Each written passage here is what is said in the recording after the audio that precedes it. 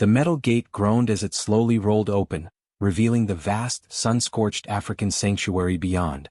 Dust swirled in the air, catching the golden rays of the afternoon sun. A group of conservationists stepped forward cautiously, their boots crunching against the dry earth. But there, at the far end of the enclosure, a colossal figure stood frozen. A lion. Not just any lion. The air was thick with tension. Even from a distance, the sheer power of the beast was undeniable. Massive shoulders rippling beneath a thick mane, golden eyes locked onto the group with an intensity that sent a shiver down their spines. The scars along his side told a brutal story, a history of battles fought in the wild. But it wasn't the battle-worn body that made everyone hold their breath. It was the way he wasn't moving. As if he recognized someone among them. The conservationists exchanged uneasy glances. A deep growl rumbled from the lion's chest, not aggressive but something else. Something deeper. Then one man stepped forward. His hands trembled. His breath came in short, unsteady bursts. It had been 6 years. 6 years since he had last stood before this lion. 6 years since he had whispered the promise. I will find a way to bring you home. And now here they were. A moment that should have been impossible. The lion's ears flicked forward. His muscles tensed. His tail flicked once. Then he moved. Not in a charge. Not in aggression. But with purpose. The air felt electric. The ground vibrated with each powerful step. And then the unthinkable happened. The lion launched forward. A blur of golden fur, a force of raw, untamed power, closing the distance fast. The man's breath caught in his throat. The world slowed. Had he miscalculated? Had the years erased the bond they once shared? Had the wild turned his old friend into nothing more than a predator? There was no time to run. No time to react. Just the thunderous roar and impact. Everything went black. The world was a blur. The moment of impact sent the man crashing backward, the sheer weight of the lion's body knocking the air from his lungs. His back slammed against the dry, cracked earth, dust exploding around them in a golden cloud. His heart pounded. Is this it? The conservationists gasped, frozen in shock, their hands hovering near the tranquilizer rifles slung across their shoulders. But no one moved. No one dared. Because something unbelievable was happening. The lion wasn't attacking. He wasn't tearing flesh. He was pressing his massive head against the man's chest. A deep, resonant sound rumbled from his throat, not a growl of warning but something softer. Something unmistakable. A purr. A sound too immense, too wild, yet undeniably familiar. The man's breath hitched. His hands, shaking, hesitated before reaching up. His fingers brushing against the thick mane, coarse and warm beneath his touch. The lion didn't flinch. If anything, he pressed closer, the weight of his body pinning the man to the ground. The last time he had seen this lion 6 years ago, he had been a cub, rescued from the illegal wildlife trade, weak, starving, barely clinging to life. He had spent months nursing him back to health, teaching him how to trust. And then one day he was gone. Confiscated. Transferred. Sent to an unknown location when the authorities shut down the facility where he had been raised. The man had searched. For years he had searched. And now, against all odds, they had found each other again. His fingers tightened in the lion's mane. His chest ached, not from fear, not from pain, but from the sheer, overwhelming emotion crushing against his ribs. He swallowed hard, barely able to whisper the name he had once called him. Jabari? At the sound of his name, the lion lifted his massive head, golden eyes locking onto the man's. Then, in a move that left the entire team breathless, Jabari rubbed his massive face against the man's neck. A sound escaped the man's throat, a choked, disbelieving laugh. Tears burned at the edges of his vision, mixing with the dust and sweat on his face. This was impossible. This was a miracle. But the moment of wonder didn't last long. Because just then, a gunshot rang out. The lion's head snapped up. His muscles tensed. His ears swiveled toward the distant tree-line. The conservationists turned as well, their bodies going rigid. A second later they saw them. Poachers. Figures emerging from the brush, their rifles glinting in the sun. No. A sickening realization hit the man like a sledgehammer. Jabari wasn't just in a sanctuary. He had been hunted. A sanctuary wasn't supposed to be this close to poacher territory, but in recent years things had changed. More animals had been disappearing from these reserves, vanishing without a trace, their remains never found. And now Jabari was in their sights.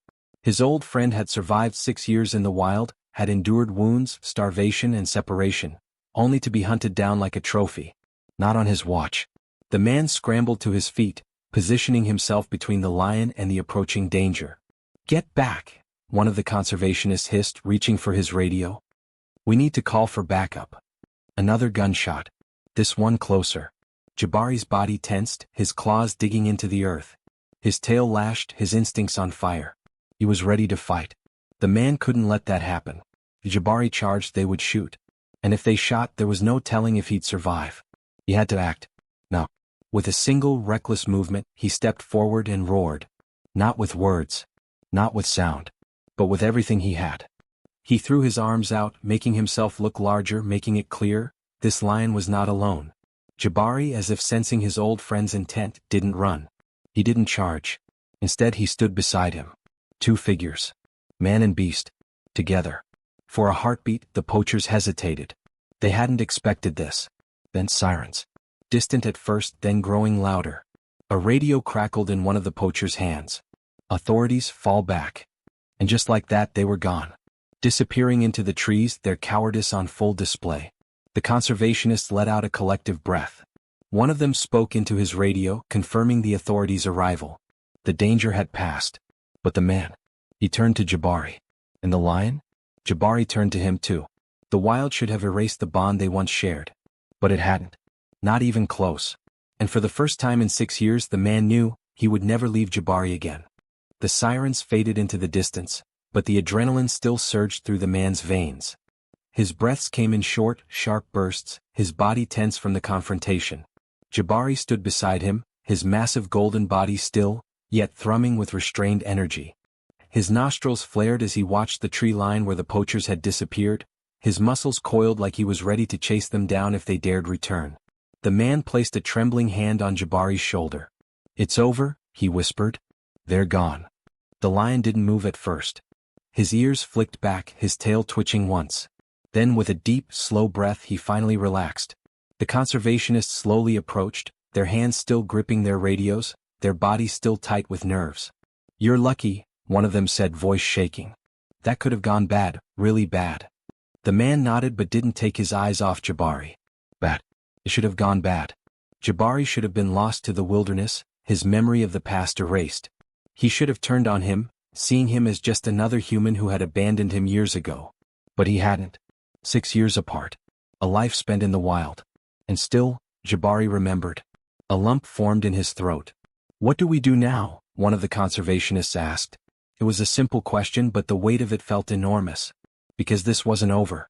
Jabari was still here. And despite everything, the years, the distance, the scars, he had chosen to stand beside him. The man exhaled slowly. "We bring him home." The problem was, home wasn't a simple concept. Jabari had been transferred to this reserve without any records. There had been no documentation, no clear paper trail on where he had gone or why. And now, standing here in the sanctuary where Jabari had been hunted, the man knew one thing for certain. This place wasn't safe. "We have to move him," he said, looking at the head conservationist. "Somewhere far from the poachers. Somewhere he'll be protected." The team exchanged glances. "There's a rehabilitation reserve about 200 miles north," one of them offered. "High security. Fewer human settlements. No record of poaching in over 10 years. A glimmer of hope sparked in the man's chest. "Can we get him there?" "Not easily," another conservationist admitted. "Moving a lion that size? We'd need a secure transport, a veterinary team, permits." "I'll get the permits," the man interrupted. His voice was firm. "Whatever it takes. We do this the right way. I won't lose him again." The conservationists hesitated, exchanging uncertain glances. Then one by one they nodded. "All right," the head conservationist said. "Let's get to work." The plan was to sedate Jabari for transport. It was the safest way, no stress, no chance of injury. But the moment the veterinarian approached with the tranquilizer dart, Jabari growled. Not a soft warning. Not an uncertain rumble. A deep, thunderous growl that shook the air. The veterinarian froze. "That's not normal," he muttered. "Most animals don't even react until they've been darted." The man clenched his jaw. Because he understood. Jabari had been taken before. Taken from his first home. Then taken from the man who had raised him. Now they were trying to take him again. And he knew. The lion stepped back, muscles tensed. His golden eyes flicked to the dart gun, then to the man as if pleading. Don't do this to me again. The lump in the man's throat returned. His whole life he had believed in doing things by the book, especially when it came to wildlife rescue. But at this moment he realized something. Jabari wasn't just wildlife. He was family. The man lowered the tranquilizer rifle. The conservationist stiffened. You can't be serious. Let me try something, the man interrupted. A deep breath.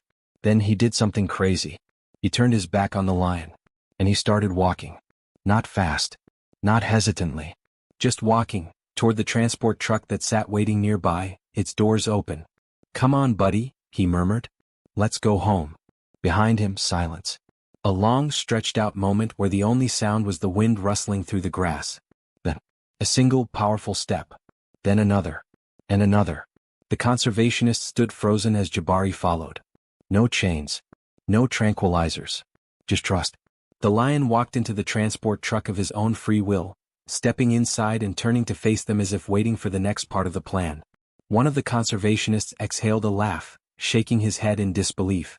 I've never seen anything like that before. Neither had the man. But somehow he had known. Jabari had chosen him once before. And now he had chosen him again. The journey was long. 200 miles of rough terrain, dirt roads, and countless checkpoints. The authorities had to clear them through multiple inspections, ensuring everything was done legally. But the whole way the man never left Jabari's side. At every stop he spoke to him, reassured him. And when they finally arrived at the new sanctuary, a sprawling, lush reserve untouched by poachers, Jabari stepped into his new home without hesitation. A place where he would never be hunted again. A place where he could be free but not alone. As the sun dipped low over the horizon, the man stood by the enclosure, watching Jabari explore his new home. This should have been goodbye. But somehow it didn't feel like one. Maybe because for the first time he wasn't leaving Jabari behind. He was leaving him where he belonged. And as if sensing his thoughts, Jabari turned back, his golden eyes locking onto the man's one last time. Then, with a soft huff, the lion lay down beneath a tree, his body finally at peace. The man smiled. This wasn't the end. It was a new beginning. The sky blazed with hues of deep orange and violet as the sun sank behind the African plains. A warm breeze swept through the sanctuary, rustling the tall grass and carrying the distant calls of other lions that roamed freely in the vast protected land. Jabari lay beneath the shade of an ancient acacia tree, his massive body stretched out, his golden mane shifting slightly with the wind. He looked at peace. And yet the man couldn't walk away. He knew he should. He had done his part, fought for Jabari's safety, risked his life to keep him from poachers, and ensured that he had a future in a true sanctuary. But now, standing at the fence line, watching the lion he had raised from a cub, he felt something he hadn't expected. A pull. A connection that 6 years of separation hadn't broken. Jabari had found his place in the wild. But was the man ready to let go? The head conservationist, an older man with deep lines of wisdom etched into his face, walked up beside him. He had been the one to arrange Jabari's transfer, the one who had overseen countless rescues and relocations over the years. You did good, he said, voice low but firm. Most lions never get this chance. The man nodded, but his gaze never left Jabari. The lion's ears flicked, his golden eyes half closed, but he was still aware, still watching. As if he knew. As if he understood. You should go, the conservationist continued. Let him be what he was always meant to be. But the man couldn't move. Because deep down something told him, Jabari hadn't let go. And neither had he. A thought struck him then. A wild thought. Something crazy. Something that could either be the greatest decision of his life, or the biggest mistake he'd ever make. The sanctuary was different from most. It wasn't a zoo. It wasn't a tourist attraction. It was a true reserve, where lions roamed vast stretches of land without human interference. But there were also exceptions.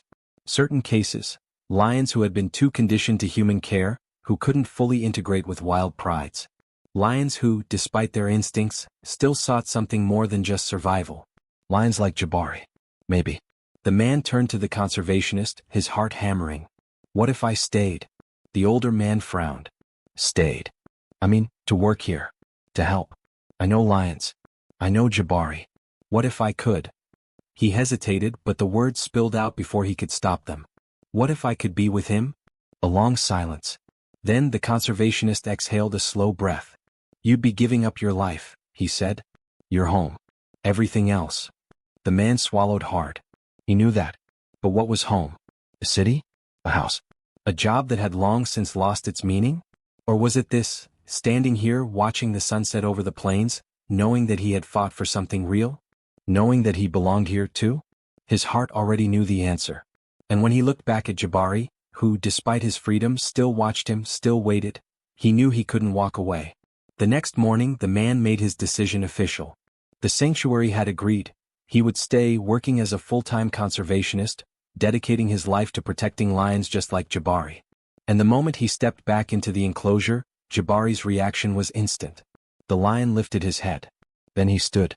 For the first time since his arrival, Jabari didn't just acknowledge the man. He came to him. Slowly but purposefully, the massive lion walked across the dry grass, his powerful frame moving with a grace only a king of the wild could possess. And when he reached the man, he rubbed his head against his chest. A deep, resonant purr rumbled from Jabari's throat. The man let out a breathless laugh, his hands gripping the lion's thick mane, his eyes stinging with unshed tears. This wasn't just a reunion. This was acceptance. A silent understanding. Jabari had been lost. Now he was home. And so was the man. Days turned into weeks. Weeks into months. And soon, it was as if the 6 years apart had never happened. Jabari thrived in his new sanctuary, adjusting to the protected reserve, finding his place among the land but always returning to the familiar presence of the man he trusted most. And the man? He had never felt more alive. He had come to Africa years ago thinking he was just saving a lion. But in the end, it was Jabari who had saved him. One evening, as the sun dipped behind the horizon, the man sat by the fence, watching Jabari in the distance. The lion lay atop a rock, surveying his kingdom, his golden mane glowing in the fading light. And then, as if sensing the man's gaze, Jabari turned, their eyes meeting across the distance. No words were needed, because in that moment, everything was understood. Some bonds can never be broken, no matter the time, no matter the distance. And as the night settled over the sanctuary, one thing was clear. This wasn't the end. This was only the beginning. Would you have done the same? Let us know. Like, comment and subscribe if you believe in second chances. Share this incredible story of friendship and survival. What would you do if you reunited with an animal you saved? Tell us below.